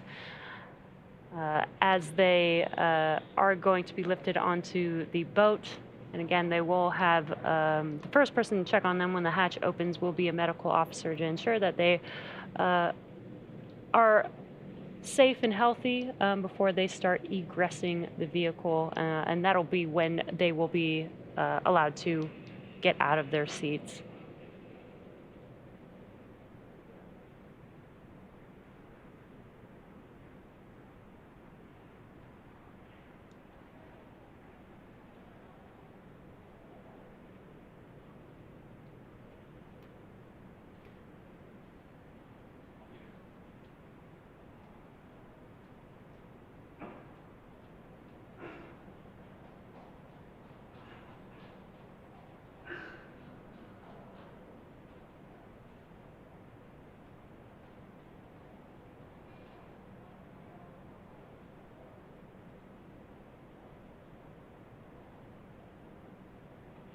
We've got a crew member on the Dragon capsule at the moment. And again, they are helping with the rigging and hoisting process to lift that Dragon capsule onto the recovery vessel.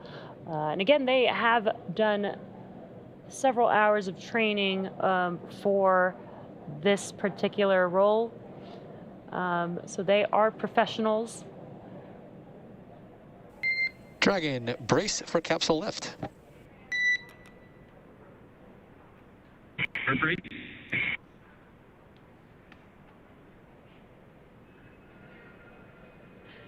You heard some comms. They are getting ready to lift the Dragon capsule. You saw the last recovery crew member hop off of the Dragon capsule into the water and onto the fast boat there as they clear the way for lifting the Dragon capsule.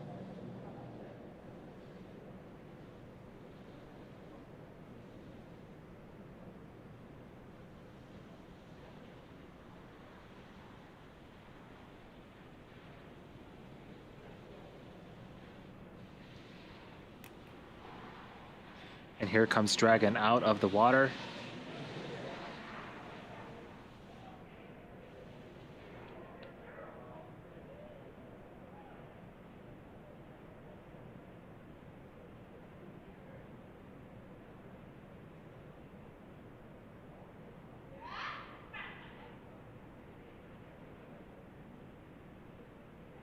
Incredible. Dragon is being lifted onto the recovery vessel into the Dragon nest. That is what you see them setting the vehicle down on right there.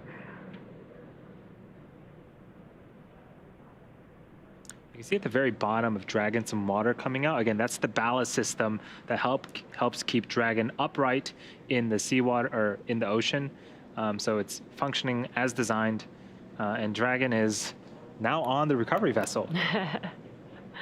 Dragon's almost a little bit of a mix of a rocket, spacecraft, and a little bit of a boat. It does everything you need it to. Yeah, exactly. Dragon, welcome aboard the recovery vessel. Recovery personnel are completing final checks. Stand by for translation to egress platform in approximately 1 minute. Copy. Tax, good to be aboard.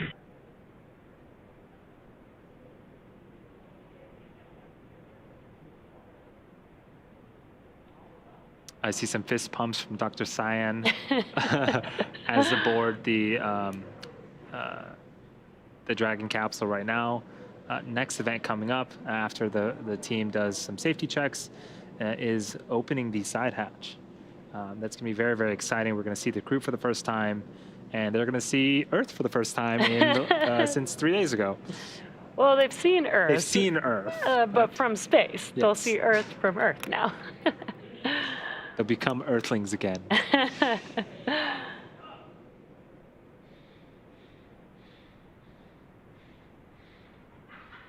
And what you heard was some comms, just letting the crew know that they will be translating the Dragon on the nest and reorienting it into a position on Ghost Searcher so that it is in a good, stable position for them to open the hatch.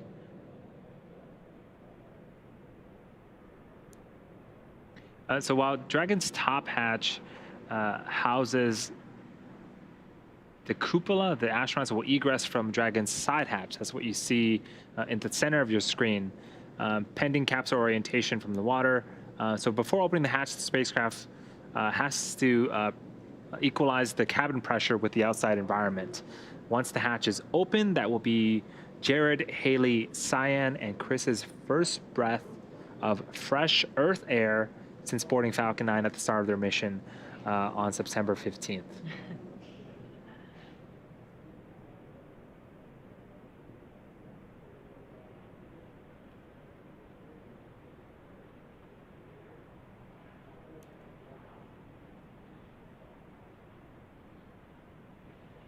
If you're just now joining us, you are watching the Inspiration4 mission. The Inspiration4 crew is back home on Earth.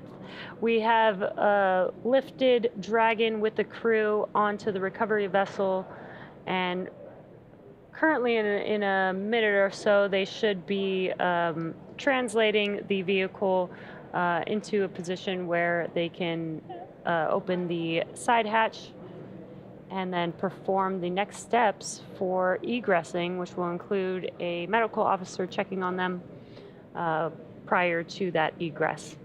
Yeah, and on the right-hand side of your screen, that's a live shot inside the capsule. Dragon, translation imminent.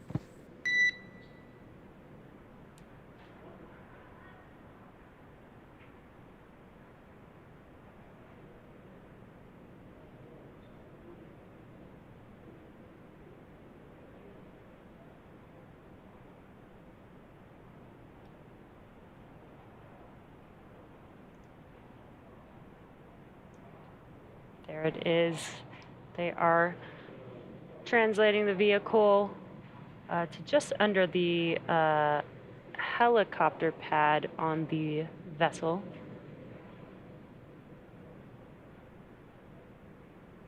Looks like they're starting to wash it down, get it clean, prepared for that hatch opening.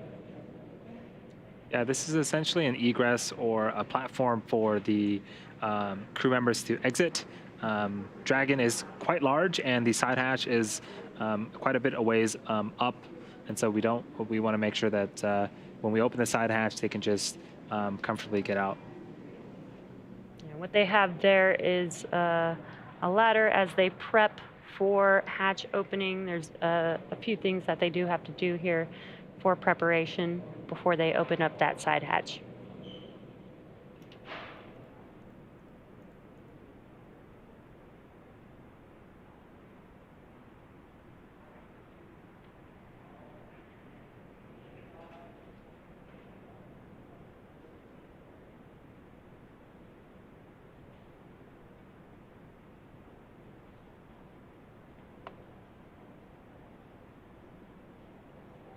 Things are moving quite quickly. We splashed down about 40 minutes ago, and now Dragon is on the main recovery vessel on the right-hand side of the screen. That is, again, a live view inside of the capsule. You can't see their faces, but on the left-hand side of that shot, that's Jared Isaacman, the mission commander. To his right is Dr. Cyan Proctor, the mission pilot. To Dr. Cyan's right is Chris Tombroski, the mission specialist, and to Jared Isaacman's left is Haley Arsenau, the medical officer of the mission. And I'm sure they're all excited to come back to Earth and probably still enjoying some in-flight entertainment, as Jared called it. Yeah, what a crew for this mission. Just such incredible individuals, raising money for St. Jude Children's Research Hospital, doing science experiments while out in orbit, let alone just being the first all-civilian crew to go to orbit. It's just been so inspirational, and I can't wait to see them egress the vehicle shortly here. Yeah, it's definitely going to be a very, very exciting time. Yeah, all the science that they've done, all of that data is going to be available essentially to the public. And so, you know, all the experiments that they've done is definitely going to benefit a larger populace than just this specific mission. Right, and so far, this mission has raised up to $157 million for St. Jude Children's Research Hospital, which is incredible. That's going to save a lot of children's lives. Just an incredible mission from start to finish here.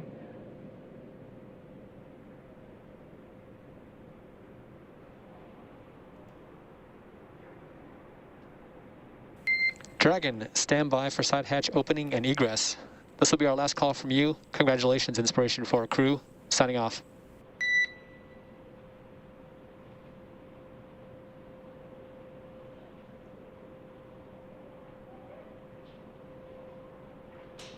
Great comms.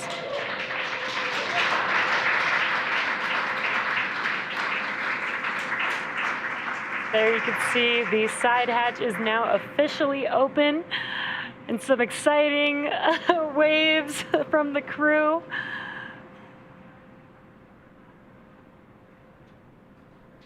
Now they are putting on some protection along the hatch door for while they egress the vehicle here. So we have members of the recovery team inside the capsule with the crew members. They're doing some checkouts, make sure everything is good before the crew can exit the capsule. But this is certainly very, very exciting. Again, that hatch has been closed and sealed for 3 days. This is the first time it's opened since we lifted off Wednesday, September 15th. And we have some fist pumps from Jared. I'm sure the entire crew is super excited. Could see them waving.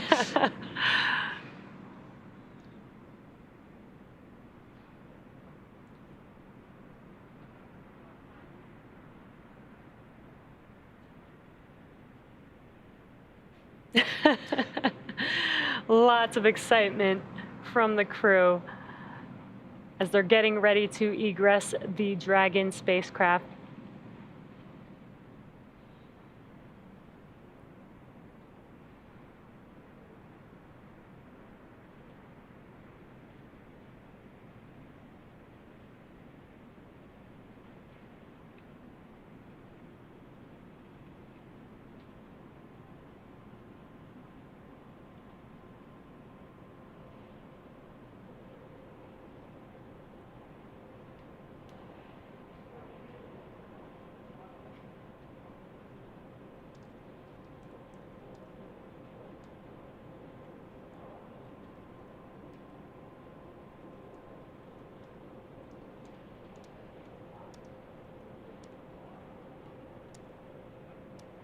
It looks like they are taking their tablets from each of the crew members in preparation for this egress. Now there is a procedure that they will go through even now as they egress the vehicle. It won't just be all of them getting out at once. They will follow a procedure. I believe they will be starting with egress of seat 1.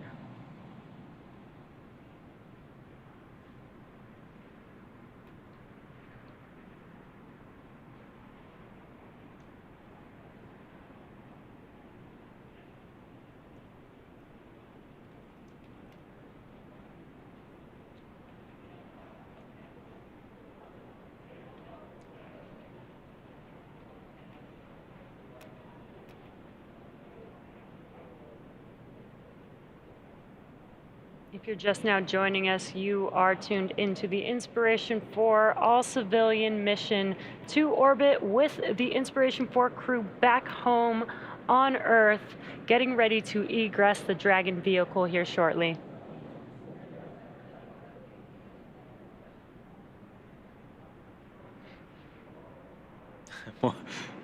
More exciting fist bumps.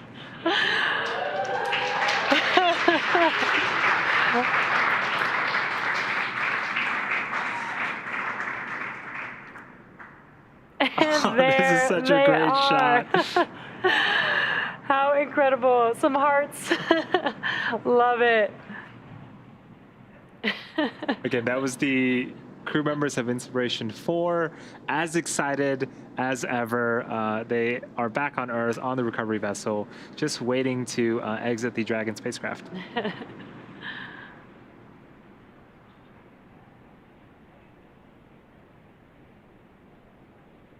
Some fist bumps going around. Again, as the crew does begin their egress, they will have a team that does help them as they egress or exit the vehicle. As they have been out in microgravity for the last 3 days, they have not felt the gravity of their own body in 3 days. So this is very standard procedure to have some support and help as they egress the vehicle.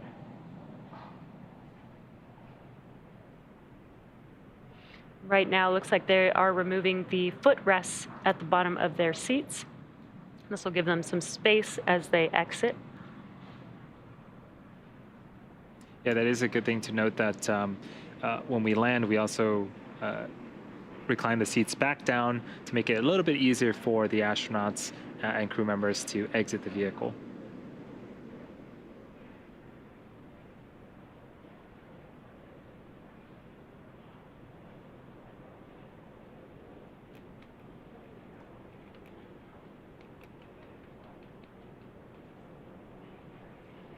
And it looks like we have our first crew member, Haley Arsenau, egressing the vehicle.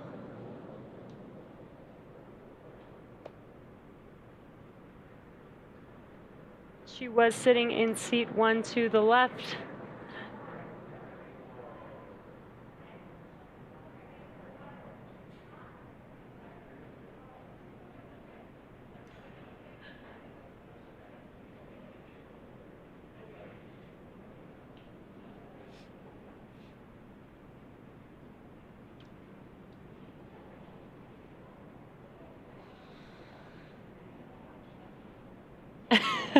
She looks very excited, even if we're just looking at the backside of her SpaceX spacesuit helmet.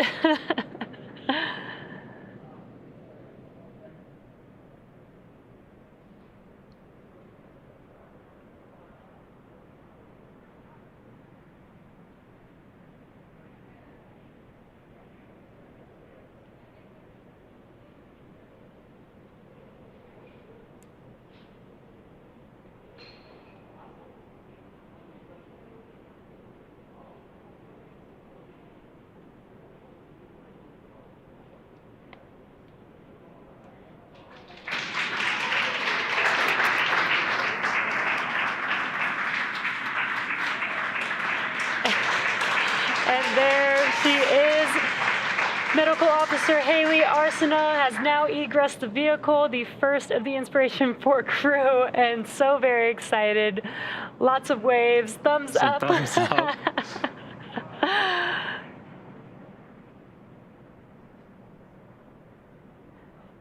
Getting a little photo up.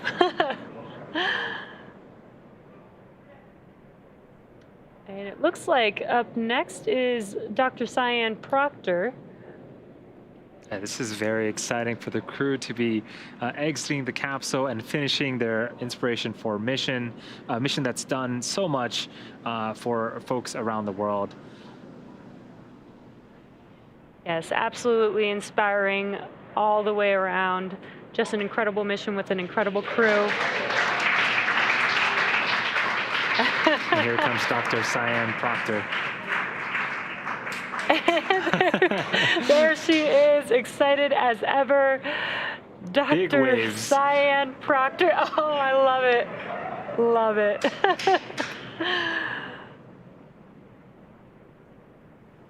Just strutting on Good, down. I know, no problem at all.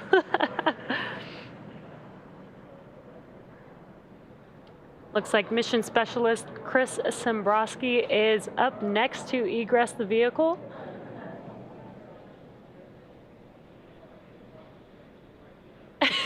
Looks like some dancing there.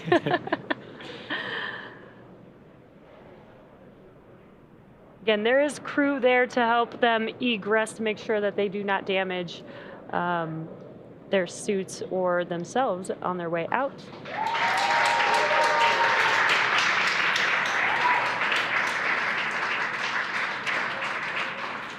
And that is Chris Tombroski, again, the mission specialist.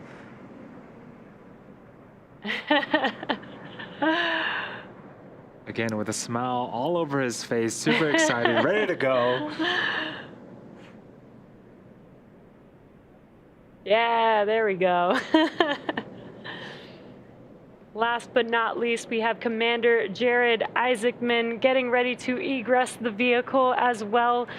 The final fourth Inspiration4 crew member of the first all-civilian crew mission to orbit. And what a way to close it out. He was really the person with the vision.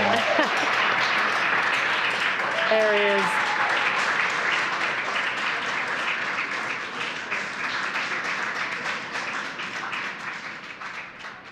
Commander Jared Isaacman of the Inspiration4 crew. So excited.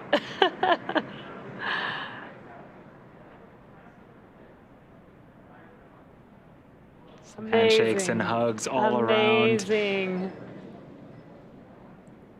Now they will be doing a standard procedure, going into the medical room on the recovery vessel and doing some medical checks to make sure that the crew is safe and healthy. And then they will hop on a helicopter and head back to Florida. Yeah, well, now that Jared, Haley, Cyan, and Chris are safely back home on Earth, and getting checked out by our medical team, we're going to wrap up our live coverage of their historic return. We started this day about 2 hours ago. We had successful trunk separation. We completed a deorbit burn, closed the nose cone. We got through that blackout period of communications. Both sets of chutes deployed, awesome. And the crew splashdown, we hoisted them up, and they have just exited the vehicle. Next up, they will catch a helicopter ride back to shore where they will be rejoined by their families. So welcome back to the Inspiration4 crew. It has been an honor and a privilege to share their journey with all of you as we continue this new era in human spaceflight. Yes, for updates, check out our social media. Also, be sure to donate to St. Jude. There's a donation button if you're watching on YouTube on the right-hand side of your screen. The Netflix documentary is coming out with its 5th and final episode here shortly as well, and that will conclude liftoff and splashdown return of the Inspiration4 mission. Again, thank you to everyone that has joined us so far, and thank you everyone for following along. We'll see you next time.